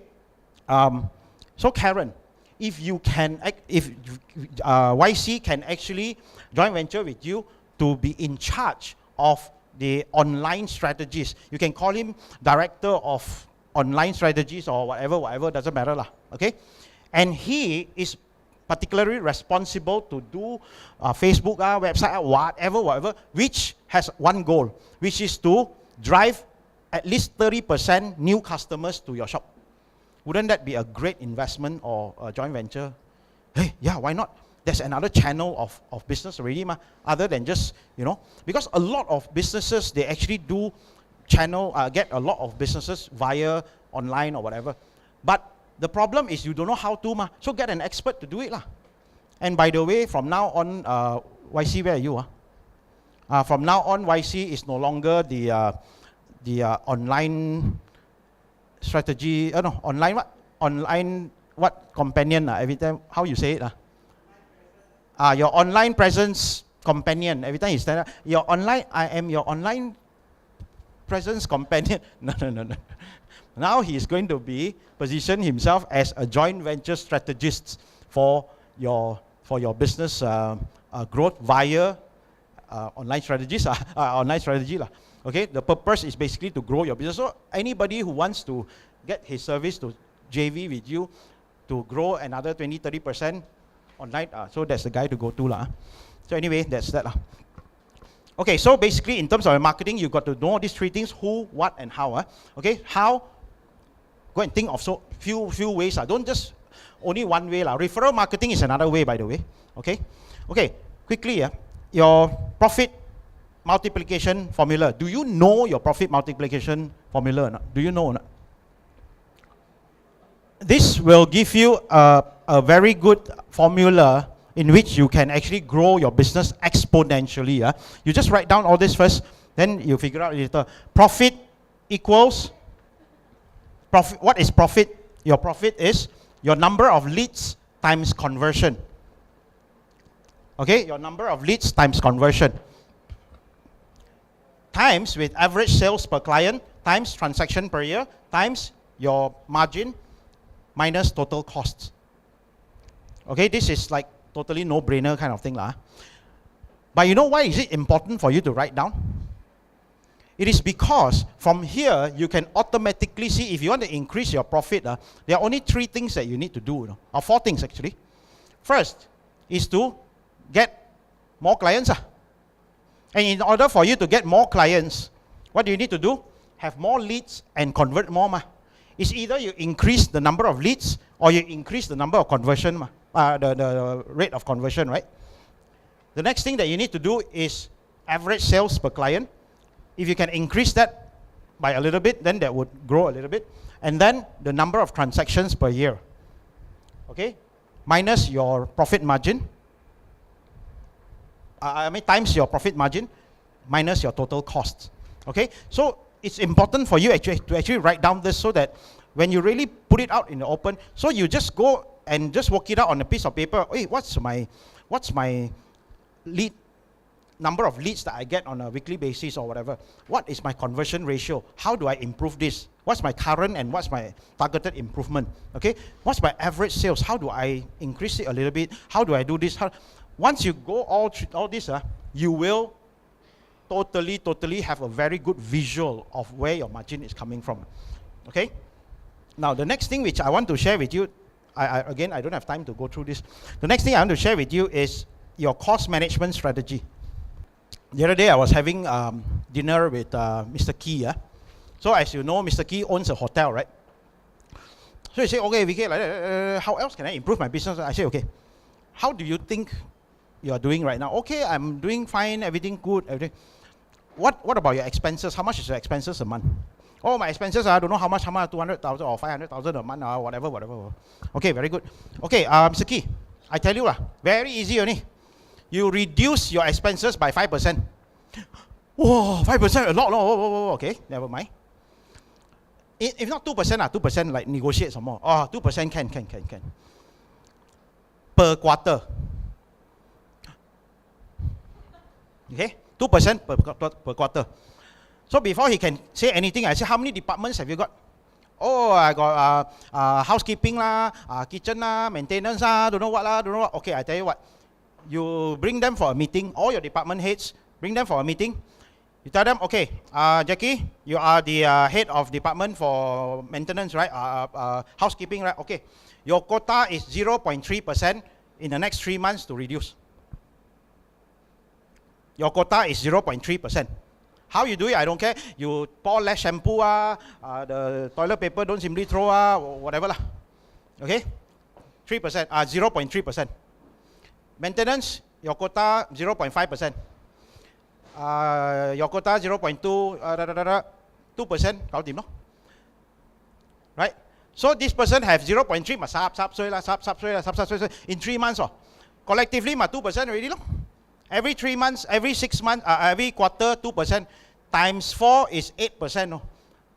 Oh, can, just now you say 5% a lot. Now I up you, somehow you say can? Because if you break it down like this, you actually can say, wow, this is very good, very good, very good. So which means if you can actually reduce by 8%, if you do the math, if you are actually on $200,000 per month expenses, okay, times 12 months, that will be 2.4 million ringgit in terms of expenses. And if I calculate 2% times 4, that's 8%, you actually save 192,000 ringgit a year. You know. That itself, you can actually buy a small apartment or whatever already. You know. Wouldn't that be something that you want to look at? After all, it's only like 0.2 or 0.5% or 0.3% per department. It's no big deal at all. So if you actually run how do you say, high volume kind of business, every little cent matters because it adds up one, you know. So if you can actually instill all these things in your company, wow, you can actually make a lot of, because ultimately your profit also minus cost. One of the things which I do quite well in my construction business is cost savings. You know, a lot of construction firms are already, what do you call this, cement or whatever, the wall and all this. So a lot of all the cement and all this will fall to the ground and all this. Oh, I insist all my workers to pick it up and reuse one. Because if not, hey, you add up one project, you know how much cement we actually waste. What about like 2x4s or whatever, the wood? Wood, once you cut, you cannot sambong one, no. So you better be careful how you cut, you know. So if it's a 20-footer, you make sure you cut accordingly, you know. So whatever that is left, you keep. And then we can use for other things. So these are recycle and reuse and, you know, save costs and all this. Hey, at the end of the day, you save a lot of money, one. So in terms of your profit, ultimately, it doesn't just boils down to the money that you earn, that you bring in. It's money that you save also. So if you can look at it that way, like Mr. Key also, wow, I want to do more business. Every time I hear him also want to do more business, how to do more business. I say, ultimately, what do you want? Profit only, ma. Instead of just doing more business, which is already a given, we will try anyway, let's try to reduce costs. Yeah, I didn't look at it that way. Okay, fine. So now you know. Okay, so again, look at it in this way. And one good way for you to do this is always see what is your current one and what is your targeted improvement. Now, if you break it down into two like this, it will be very, very visual one. What is my current? How do I want to improve? Go by percentages. If you can, try to go by percentages, you know, 0.5% or 2% or whatever. So once you do that, it sounds a little bit more nice and easier to achieve. Okay, so anyway, you just do it this one. Okay, quickly, the next one is your income streams. Pipelines is basically to increase the number of your clients. Now, as I've mentioned, there are only 3 ways to increase your business in terms of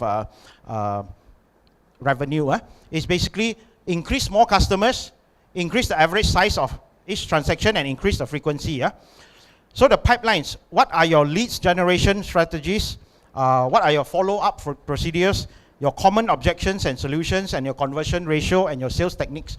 Guys, one of the worst thing that you can ever do, what's the worst thing and the worst wastage which I feel is the lack of follow-ups.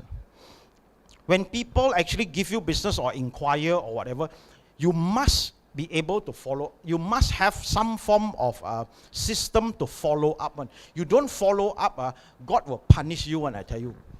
Seriously, God will punish you one. You know why? Because God give you this customer come to your door already. Just because he say, maybe I see how or whatever, and you don't follow up. He say maybe later, you don't follow up, and therefore it falls through the cracks one, you know. So please don't let all your clients or potential clients, all this falls through your cracks, the cracks. Please follow up as much as you can. Okay, so follow-ups are very important. Think about it. And what about your sales techniques? What about your conversion ratio? All this, again, do the thing about what is your current conversion ratio, what is your current lead generation, where you're getting your prospects from, and all this, and what is your conversion. How do you convert? Go and learn from CORE and all this about your sales techniques and whatnot. The next one is basically innovations. Now, when I say innovation, it does not necessarily mean new or high-tech. Innovations means value innovations. Okay, value innovations. How do you actually add value? I want to share this one interesting story. You know, back in Penang, when I was back in Penang like 20 odd years ago, you know, I was having a makan in a coffee shop. And then suddenly there was this vagrant, this homeless person, obviously very dirty and all this, who came. But, you know, the interesting part was he has his hair nicely combed, you know. Then he came, "Hi, how are you, mister? Have a very good evening. You know, my name is whatever lah, James or whatever, I don't know. You know, how would you like to buy a back scratcher? You know those bamboo back scratcher? How would you like to buy a bamboo back scratcher? It's only 5 ringgit. You know, as you can see, our back scratcher is not just any ordinary back scratcher. It's a little bit longer so that you can, in case you got itchy backside or whatever, you can actually scratch your backside or whatever. It's only 5 ringgit. And he said it exactly like this. The first thing I was like, holy cow, he speaks really, really good English, you know. I'm like, I'm kind of suspecting that that's his night job. Like in the morning, he's an IBM salesman or whatever. You know? But anyway, whatever the case, wow, not bad. It's not just any back scratcher. It's a little bit longer so that you can actually reach all the way back to your backside or whatever. Okay lah. So I obviously didn't need the back scratcher, but I bought it just the same because why? Because how he presented it and all this, he was very polite, very nice, whatever. But before I could actually buy, you know what he said? Oh, you know, mister, before this, can I actually offer you another solution, which is the same back scratcher, only for an additional 2 ringgit, you get a ball at the end, so that in case you need some massage, you can tuk, tuk, tuk, tuk, tuk, tuk, tuk, like that. It's only 2 ringgit extra. Like, what the? Okay lah. You know? Seriously. I swear to God that's the truth. I swear to God that's the truth. And you know what? 20, 30 years later, I'm still telling this story. You know? What did he just do? What did he just do? Say again? He just upsold me, you know. It's called upselling. Upselling means sell something at a higher price or a premium price. Like McDonald's is very famous for upsize, you know, or whatever.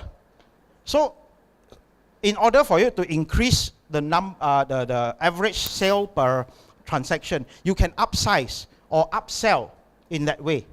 Okay, so you think of your strategies, how to actually Oh, by the way, in case you didn't know, 30% will buy if you ask. So if you didn't ask, what's the worst that can happen? The worst that can happen is that they say no only. But if you didn't ask, you would have lost 30%. Because 30% of the people will buy if you ask. Ask as in to upsell. Okay? So please understand that. Cross-sell. Cross-sell. What is cross-sell? Cross-sell, again, like McDonald's. You buy a burger, the very natural thing he will say is what? Would you like some fries to go with it? Right? That is cross-sell. What about if I were to buy a flashlight from you? Yeah?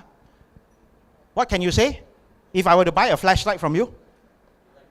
Would you like some batteries to go with it? You know why? Because if you didn't ask me, you are doing me a disservice, you know. Because I bought the flashlight, happily I go home, no battery.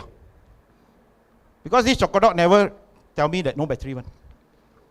You know what I mean? So you've got to, it's a good service. I would appreciate it anyway.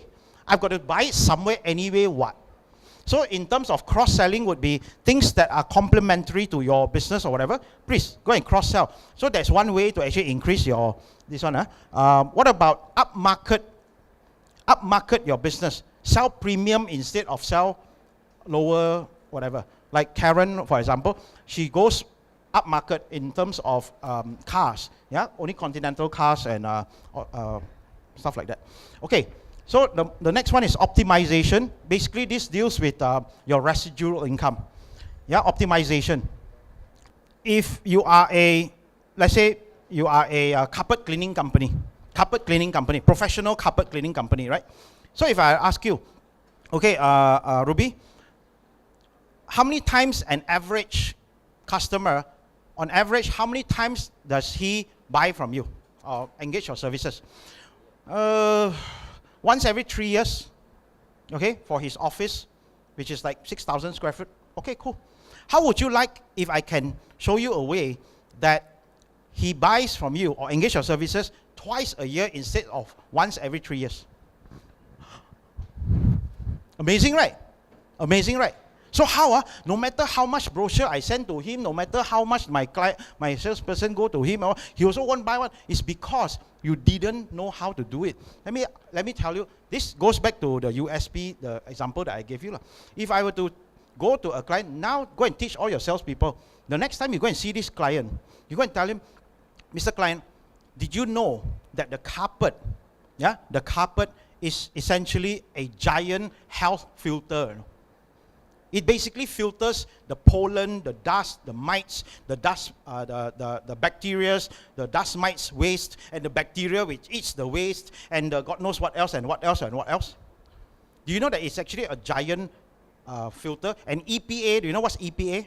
EPA is Environmental Protection Agency. EPA did a research and says that if you remove the carpet from an office, the people will get sick 4 times more.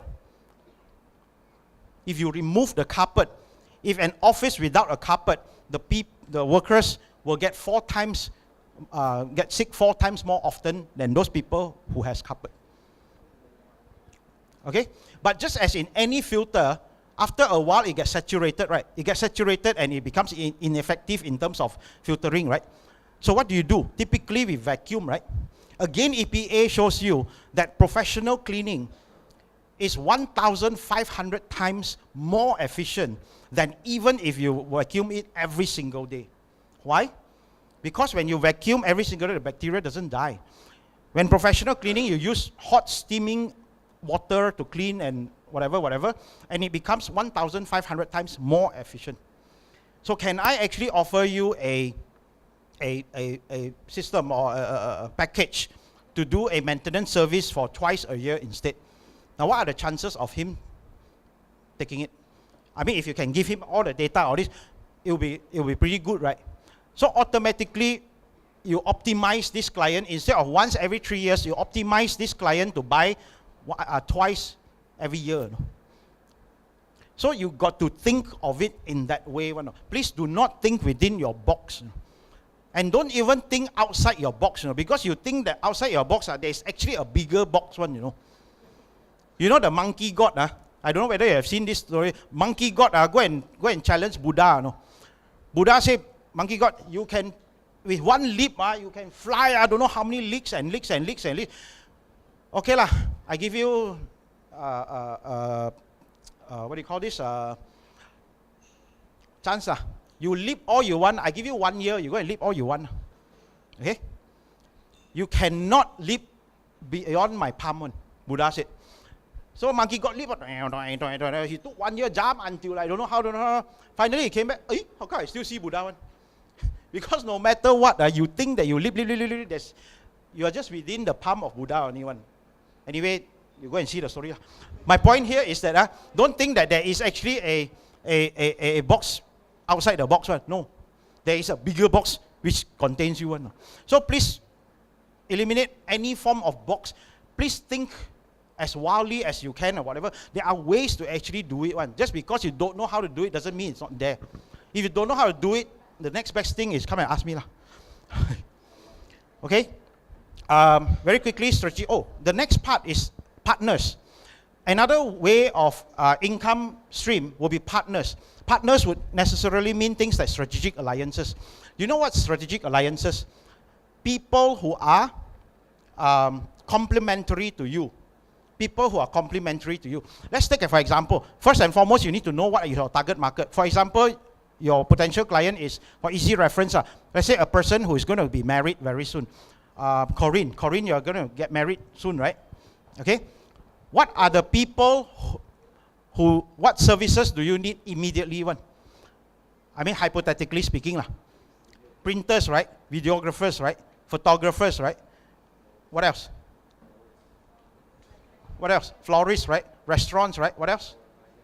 Makeup artists, right? What else? Say again? Bridal studios. Okay? There are so many things. So what happens is, this is Corinne. Okay? Immediately, you will have so many different people in the first level that she needs the services, right? So what if you are here, you are a videographer. So who else can you work with? Can you now work with the video photographer as well? Can you now work with the florist as well, and the printer as well, and the what, and the what, and the what, and what? These are all complementary services which are non-conflicting, right? That means you are non-competitors, true? But you can actually work complementarily. What is the second level? Once you get married already, then probably you will need a real estate person, right? What else? Probably S&P lawyer, right? What else? Travel, right? What else? And so forth, and so forth, and so forth. Okay, so again, what's the third level once you get married already? You will probably need weight loss, right? Because typically people, once get married, then become fat one. So you need weight loss. After weight loss, what? Anger management therapist, right? And finally, you get a lawyer, divorce lawyer or something. So, yeah.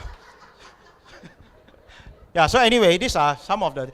So my point here is that you can actually work with complementary. So you find your strategic alliances with all these people. The next one would be... Okay, I'll skip co-opetition first. Let's go to joint ventures. Joint ventures was one of the example which I gave, like YC. Okay, you joint venture with somebody else to do two things. Number one is basically to for new businesses, and sometimes if you want to enter into a new market, what's the most the most intelligent way to do it? You joint venture with somebody who is already existing servicing that market. So you joint venture with that person because you don't have the expertise and resources to do that. You go and joint venture with somebody who has already got all the expertise. Okay. So you look into this. Co-opetition is something which I'd like to introduce to you. Strategic alliances are basically people whom you work with non-competitive companies. How can you actually work with your competitors? Is there a way? Yes, there are a lot of ways. One of the, I'm sure you have seen, Goldsmith. Usually Goldsmith will always be in the same street one, or for some strange reason, right? Okay, or whatever. This is called cross-pollination. Okay, I won't go into that later, but what about like food court? Different food, but sharing the same resource, which is sitting, cleaning, whatever. So you think about this co-opetition. Okay, last but not least, this is very important. Last but not least, your conceivable discoveries. This is where I say strategy innovation. What does that mean? What does that mean? It means that you have to be a maverick. Okay, I give you an example just to illustrate. Sony, back in the 70s, who was the market leader for consumer electronics? Sony, right? Sony, everything Sony, radio Sony, whatever Sony, everything Sony. Okay, you know why? Because at that time, during the sort of 80s, the music industry was actually at its peak, right? During the 80s, and was everything getting bigger or smaller? Bigger beatboxes, bigger equalizers, bigger speakers, bigger this, bigger that, right? Bigger TVs, bigger. During the 80s, during the music so-called revolution. So a lot of things were becoming bigger and bigger and bigger and bigger. So Sony decided, how do I innovate in terms of this? Okay, I took advantage of it. Since everything was bigger and all this, but what I realized was that portability became something. People travel a lot more and so forth and so forth. So he thought to himself, this Sony guy, he said, what if I can put all these really good speakers or whatnot into something that is small enough to be carried in the pocket? And therefore, the advent of the Sony Walkman, right? So for the longest time, for the next 10 years, all this Sony Walkman was like the mother of all inventions, so to speak, lah. Okay, so everybody had a Sony Walkman and all this. That was in the 80s. In the 90s, and Sony was the market leader for the longest time. And all of a sudden, during the 90s, who took over Sony? Apple. Apple took over Sony as the market leader for consumer electronics. You know why? Do you know why? Because Sony stopped innovating. Sony stopped innovating. When I say innovating, stop innovating, doesn't mean that just because you make the thing look a little bit different is innovation. That's just making it look different. But making it look different could be an innovation also, but you cannot do it all the time. You do it all the time, consumers also, yeah, same old thing, it's just different packaging, different whatever. You've got to innovate something new. Do you know what's the most powerful word in marketing? A lot of people will say, oh, free. No. The most powerful word in marketing is new. If you go to any supermarket, you go and see soap lah, shampoo lah, every other day you will see a new shampoo one. You have new and improved, whatever. Isn't it? So every time, let's say if you buy a shampoo, your Pantene shampoo that you use for the rest, for the longest time, suddenly you go to the shelf, the old Pantene, but this is a new and improved version of the old Pantene, which would you buy? You'll be ridiculous that you buy the old one, right? You will still buy the same one, the new and improved one, obviously. So the most powerful word in marketing is new, which means that you have got to innovate all the time. Okay, so the reason why Sony lost out to Apple was because they stopped innovating. So my question to you here is this. Are you going to stop innovating? Because very soon somebody else is going to take over your market share. Because you didn't innovate. Okay? I'll give you another example, like Harley Davidson. Harley Davidson came about after World War II. After World War II, the Americans came back. So it was a really iconic kind of thing. So they were very good motorcycles for a while. Until the 70s, when the Japanese broke into the market, they built better motorcycles, cheaper motorcycles, broke into the Japanese market. So what happened? Harley Davidson almost went bankrupt, So they actually went into the war room again and they said, okay, this is not happening, man. We are an icon, We are iconic. So the question that they ask themselves, which you have to ask yourself, is what business are you really in? So Harley Davidson asked themselves, what business are we really in? Are we in the motorcycle business? Or are we in the transportation business? Or are we in the what? So they decided to think and again with the war room thingy. Come to think of it, what is our market? Our market are basically people who are those middle-aged moving into the midlife crisis kind of stage kind one. They getting old, but they just want to look badass, Okay? So they actually built upon that, And not only that, Harley Davidson is basically an icon, an American icon. It dates back like so long ago. It's a heritage. And again, as I've said, people are very nostalgic.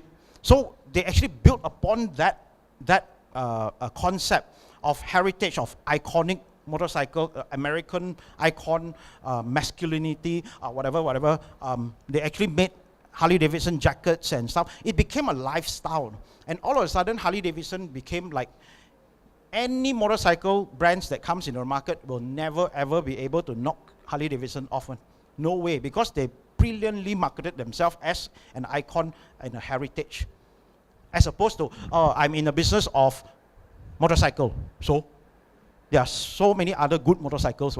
So they are in the business of, a heritage, a lifestyle, whatever. Okay, so my question to you here is this. What business are you in exactly? What business are you really in? This is where you shift the buying criteria as well. Okay, also I would like to note here, strategy innovation is very different from constant and never-ending improvement. A lot of times we say, hey, we need to constantly improve, never-ending improvement and all this, but it's different from what? From strategy innovation. Strategy innovation is basically where you reinvent the rule of the game. You practically reinvent the rule. Remember, I always say, don't be a small potato in a big potato world. Create your own potato patch and be the big potato there.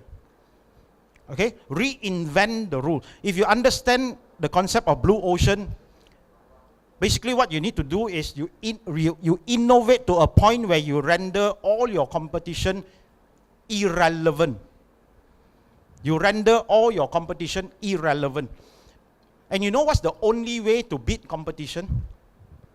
The only way to beat competition is stop trying to beat competition. The only way to beat competition is stop trying to beat competition. Create your own rule. Why do you want to waste time beating competition? Play in your own potato patch and become the big potato there. Alright? So, I give you 2 tips of how to do this. The first tip is to be slightly ahead of the trend. You need to know what is the trend in your market and just be slightly ahead. You don't silang everything, you know. You don't silang everything, it's such a waste. You just be slightly ahead. And then slightly ahead again later. And then slightly ahead later. Even if you had, because you know why? The market will not be able to accept that yet anyway. Even if you are so futuristic. That's why you see concept cars and all this. It's just a concept cars. Probably in the year 3000 only it will come out. But they already have the concept car. They can easily build it anyway. But why don't they build it? Because people can't even accept it yet. So they are just slightly, you know, above or ahead of the trend only. So you've got to just be that. But in order for you to do that, you need to know what is the trend, right? Okay, so that's another thing. The second thing, which is the all-important thing, which, guys, you have to pay attention here. If I lose you now, I lose you forever. Yeah. Okay, please pay attention. You have got to ask new questions. You have got to ask new questions. You have to have new conversations. And what do I mean by that? You know, there are some people who ask me, hey, Vicky, why I cannot lose weight? You know my answer?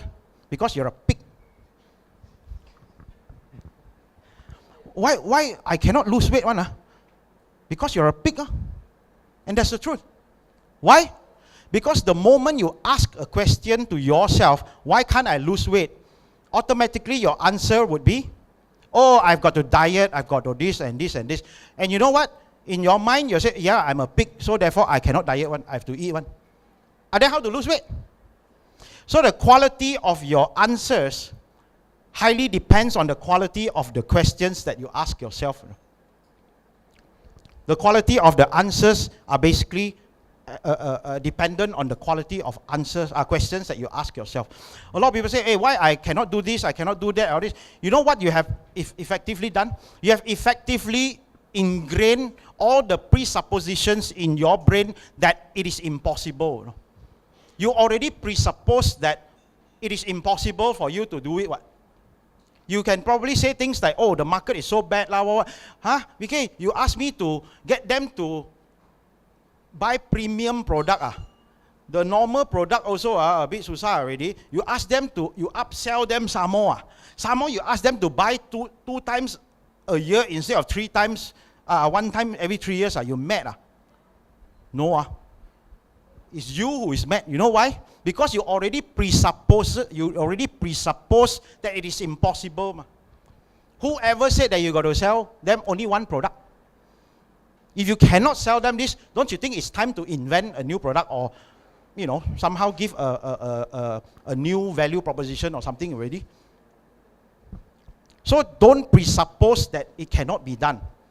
This is one of the very, very important things, because when you start asking questions that way, you are going to get, you ask lousy questions, you're going to get lousy answers.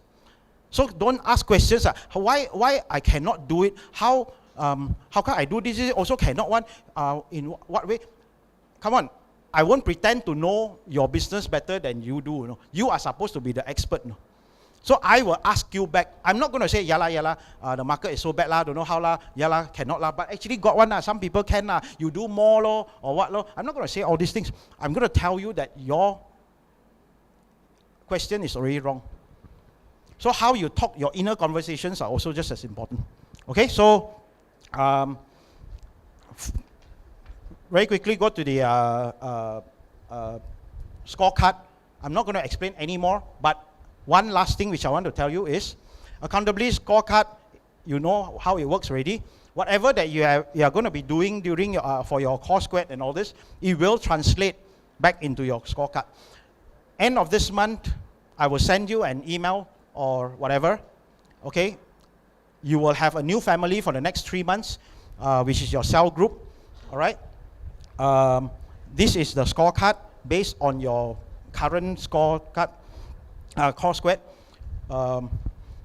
You have the cost, operation, whatever, and therefore you also have your bottlenecks. But I want to tell you something. You can never, ever solve any problem at the level of thinking that created it one. So what that means is, at the level of thinking that created the problem, please don't use that level of thinking to solve that problem. Okay? You have to think far beyond how you naturally think one. Okay? So I emphasize quite a lot about the way you think. Because everything that you do, whether you can or cannot or whatever, is all highly dependent on how you think only. And how you think manifests into how you actually act and how you actually deliver your things and whatnot. Okay, so you can never ever solve a problem, whatever, at the level of thinking that created it one. Okay, guys, so I'm sorry for taking up a little bit more of your time. Thank you so much for this. Next week, I really need you to go back and do your homework a little bit and all this, because by the way, this is the backbone of whatever else that you're going to do. Your old core squad, you can discard it already.